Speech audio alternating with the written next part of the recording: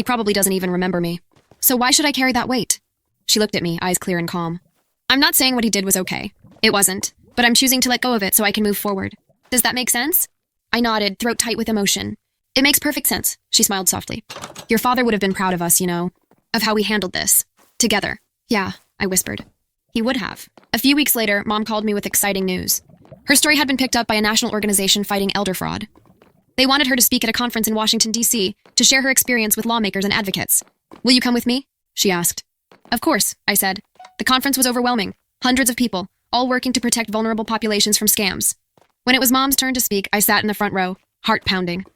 She walked to the podium, adjusted the microphone, and took a deep breath. Then she began. My name is Carol, and I fell in love with a ghost. For the next 20 minutes, she told her story. Raw, honest, unflinching.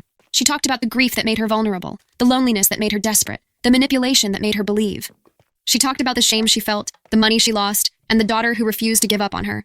When she finished, the room was silent. Then slowly people began to stand. One by one, they rose in a standing ovation. I watched my mother, this woman who'd been broken and rebuilt herself, stand there, tears streaming down her face, and I'd never been more proud. After the conference, we walked through the city. Mom stopped at a street vendor and bought flowers, bright yellow sunflowers. For Dad, she said. And for me, a reminder that there's still beauty after the storm. We found a quiet park and sat on a bench. Thank you, she said softly. For what? For saving me. For not letting me disappear into that fantasy. For loving me even when I pushed you away. I took her hand. You're my mom.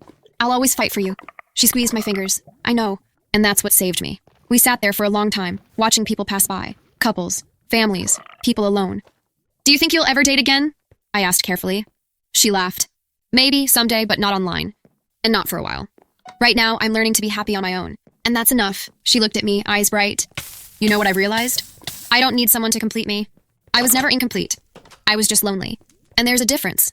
As we walked back to the hotel, Mom looped her arm through mine. I think the worst is finally behind us, she said. I think so too, I agreed. That night before bed, she sent me a text. Thank you for never giving up.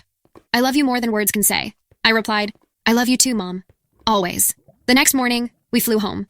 As the plane descended, I looked at my mother, really looked at her. She was reading a book, a small smile on her lips, completely present in the moment.